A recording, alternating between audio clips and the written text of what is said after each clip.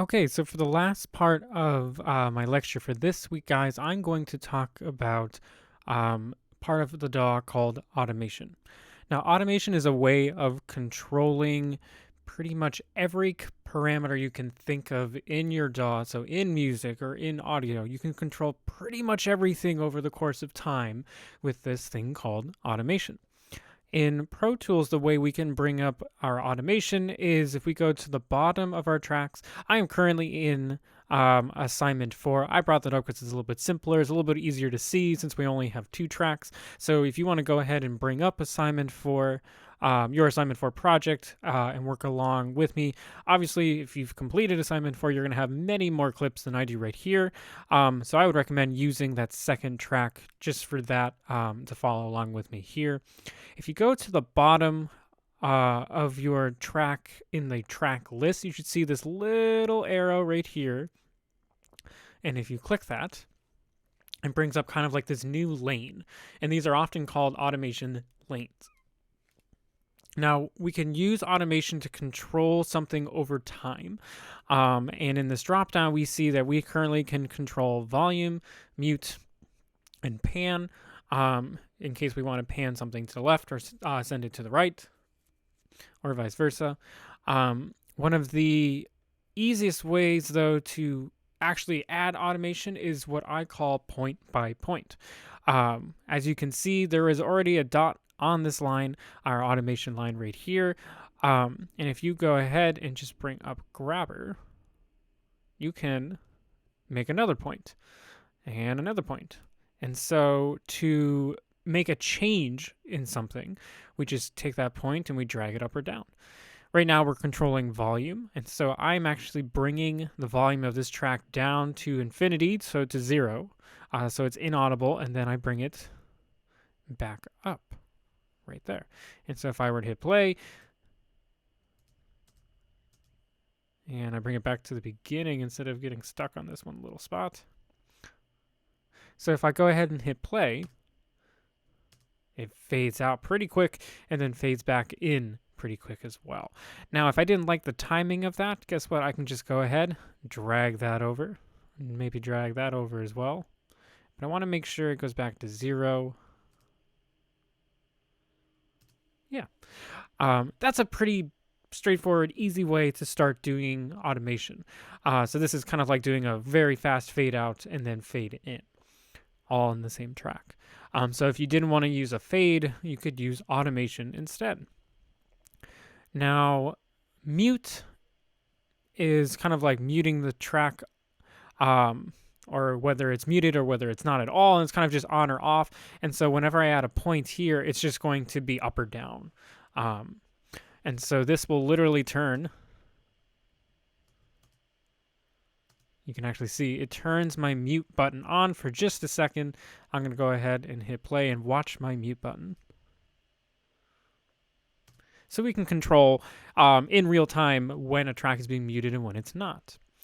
If you don't like the automation you drew in, like for instance, I don't actually want to mute my track, we can delete these points by using selector. You highlight just the automation, not the clip itself.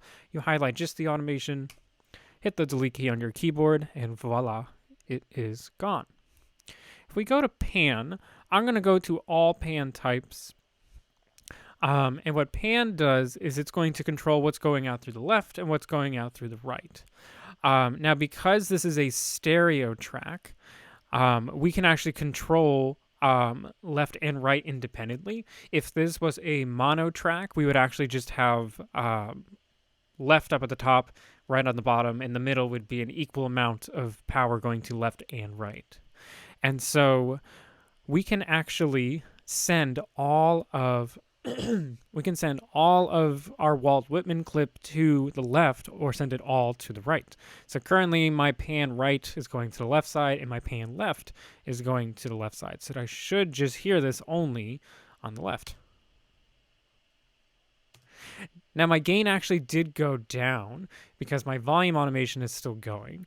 And I'm going to bring up my automation with volume in it by adding another lane with this plus button.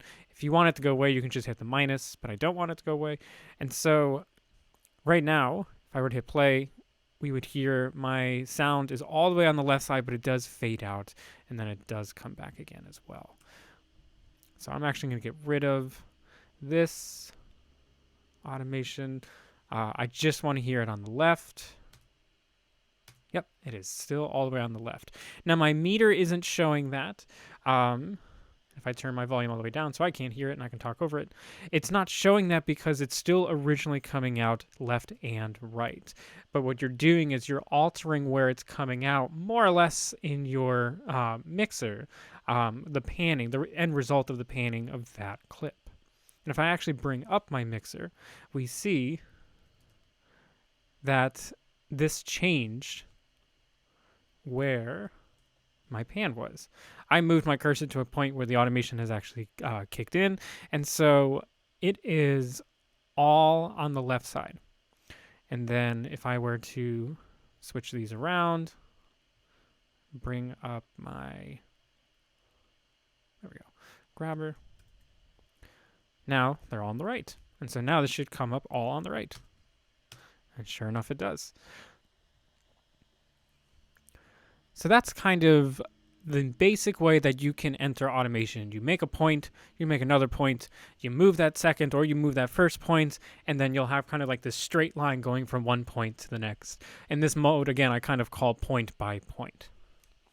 And we use grabber to enter in those dots and then move them around. And again, you would use selector to select ones that you don't want and you need to delete. So you'd select them and then hit delete. But I don't necessarily always want to enter in automation by points because sometimes I'm controlling things beyond just pan or volume, and it's a pretty complicated pattern. And so I actually will draw it in. So with the pencil tool, you can actually draw your automation. You just click on that pencil tool, you go down to the bottom, you draw a shape, and voila. Now my track is going to have a pretty nice kind of fade in right here. It is going to fade out pretty quickly at the beginning, in which I could, of course, go back and edit. Let's say I want it to be totally down at the beginning. I can go back to grabber and move that point at that beginning all the way down with grabber. So you can kind of combine doing point by point and draw. And now I have a nice fade in. So we can draw freehand, which is what we have right here, but we also have these shapes as well. I am actually going to go to triangle. And I'm going to go to my pan.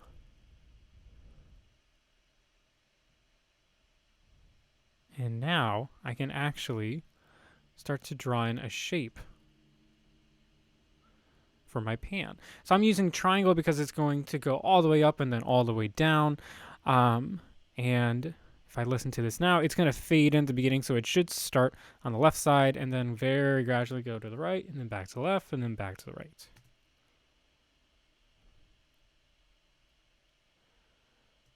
Yeah. So I would recommend that you guys try that right now. And this is going to be part of your mini assignment, is I want you to show me something that you've drawn and then something that you have used with point by point. And so try doing pan with the pencil tool using the triangle shape or maybe the square shape as well. This is going to be a much more drastic change. It's just going to be all of a sudden on one side and then all of a sudden on the other. And so if you want something maybe a little bit less sudden, I would recommend the triangle, which is going to be more gradual. Or if you want to try doing something kind of funky and doing freehand, try that out as well. So the last method that we have to create automation is to actually record it.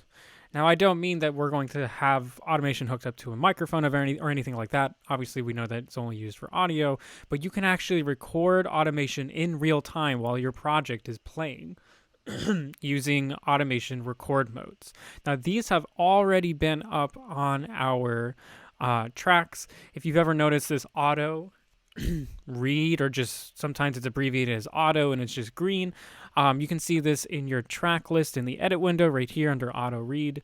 And if we go to our mix window, we can also see it at the very bottom kind of our insert sends, IO, etc. We see this auto read down here. And what these automation record modes are going to do is they are going to allow us to record what we move or what we change pretty precisely, but the only difference between each one of these modes is how it's going to affect what automation came before it and what comes after it. Automatically, though, your tracks come up with automation read. We generally want that because if any automation that we add in, whether we record it or we just put it in by drawing it or doing point by point, we want it to read it generally. We don't want to turn it off. But if you do want to turn your automation off, of course, you do have this off mode, but it will usually come up with read. Now, we have these 3 other modes that are going to change how we can actually record the automation data while we're doing so. You will not leave these on unless you are actively recording. Always leave it at read. Do not leave it at like touch, for instance, and then leave it there the whole time. And I'll demonstrate why in just a minute. I'm going to start with just touch. You notice now this turns red. That means that your track is now armed for recording automation. And so I'm actually going to do this in my mix window, and I'm going to do it with my fader. And so I'm going to make sure that my track is going to start at the very beginning, and I'm going to hit play. And then I'm going to move my fader around, and you should see how I'm moving my fader is actually going to record itself in my automation in the track right here.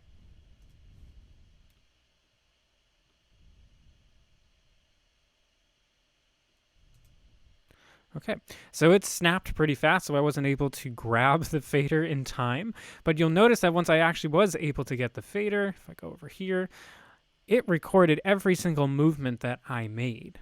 And then again, let's say I wanted it to happen a lot sooner, I can just move my dots around as if I was going point by point. But the thing about touch is that you'll notice that everything that came before when I started actually moving the fader was left as is. And then afterwards, it went back to what it was before as well. And I'm going to demonstrate that one more time right here.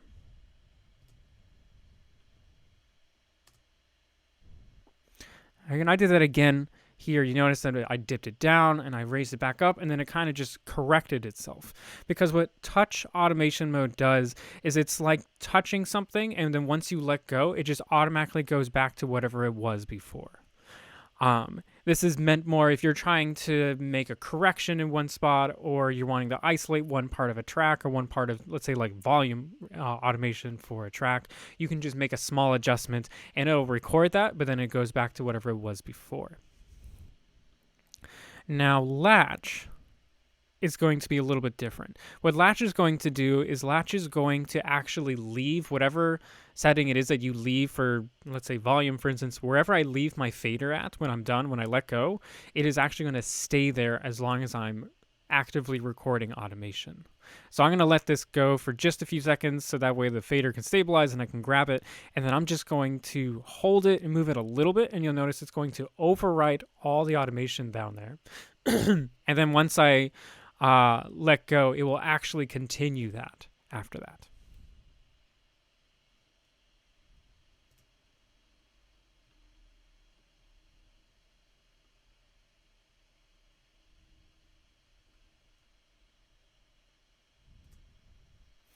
Okay, so it overwrote everything that we had from before. Again, because I was finally able to grab that fader, and it is latched. So I let go of that fader right here, and it stayed the entire time because I hadn't moved it, I hadn't done anything. And then when I actually finished doing my automation recording, it went back to what it was before I adjusted all my automation. And that's the difference, big difference between latch and touch. Touch, as soon as you stop holding down or clicking on a control like volume, it'll snap back. Latch will actually stay there. It'll stay latched, hence the name, to that setting until you are finished recording. Now, keep in mind, I am not actually actively recording audio or anything. I am just hitting play, and then because my track is armed to record automation, it's recording automation data, but it's not overriding any of the audio in here. So although I am hooked up to a microphone right now, I'm not actually recording into my project for audio. I'm just doing automation. And then these two are going to be kind of the main ones that you would want to use. Write is going to overwrite everything, hence the name. So generally you would want to use this write automation kind of as your first run, and then you would use touch to make small isolated changes, and latch maybe to make more broader changes over the course of a bigger chunk of your project. And so I'm going to demonstrate write in just a sec, and you'll see it just will overwrite completely everything in the automation lane for volume.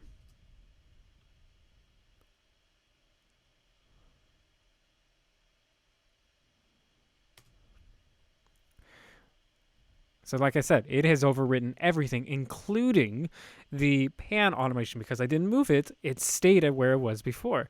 And so now I just have the fade in that I made using that write mode, and it's overwritten absolutely everything on top of it. It came before it and then came after it. If I didn't like that, of course, I can undo, Command Z or Control Z for those of you using Windows, and then it's back to what it was before.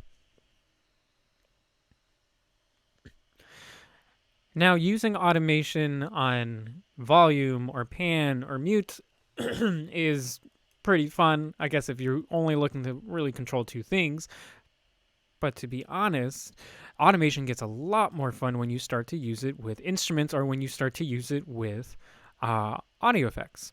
So I'm going to turn on my mod delay 3, and you'll notice that all of these things are highlighted in red, and that is because my automation record modes are on. So if I go back to read, all of those things go away. But I can actually see, if I add another lane, I can see all of the controls right here in mod delay 3. So if I wanted to control the rate of modulation, I can do that. I can do wherever it is. This is the problem with doing with audio effects, is when you're doing a list, you have to know which one it is. And so I can do depth on the left side, and I'm actually going to link these together, so I only have to do one. And then I can just put in a couple points, move them around, and we should see my rate or my depth go up and down. Now, we're not really going to we wouldn't really hear anything because the rate is at 0, but you just see my depth slider go up and then back down. In fact, it's actually highlighted in green to show that there's been automation mapped to it. All right, there it went. However, that's not even the most fun part for me. To me, the most fun part about automation and audio effects is actually being able to record the automation for it. So I'm going to go to latch, because I don't want to overwrite everything else that I've done before. Again, write will overwrite every single automation you have for that track. And so I'm going to go to latch, and now that latch is on, you'll notice that everything isn't highlighted in red, because ProTools is now saying, hey, I am going to record anything that you do in this window now. So let's try this out. I'm going to hit play. I'm going to move my rate and my depth around, and it'll probably give some pretty interesting effects, but you'll actually see it start to pop up down here.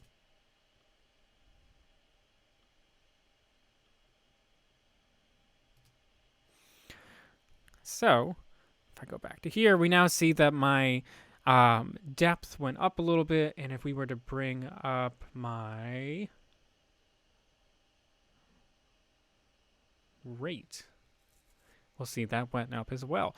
And you'll notice that any time that you do add automation to something, it is going to be highlighted in yellow. That's pretty nice of Pro Tools. Not all DAWs will do that. You'll have to sometimes you may have to know what you actually did, which has good and bad connotations to, I guess. But now you can actually see what you've already added automation for. And then, of course, you could go in and edit all these points from there. Now, this also works for instrument tracks, and I'm just going to show this to you guys briefly. You don't have to do this for the mini assignment or anything like that, but you can also do this with instrument inserts. So you all should have Expand 2 as part of Pro Tools first. I'm going to go ahead and bring that up. Huzzah. Okay, I'm actually going to turn my automation record mode off on Audio 1 because, again, I'm not actually recording anything. And now I have Beneath the Waves up and going. And if we open up automation, we can see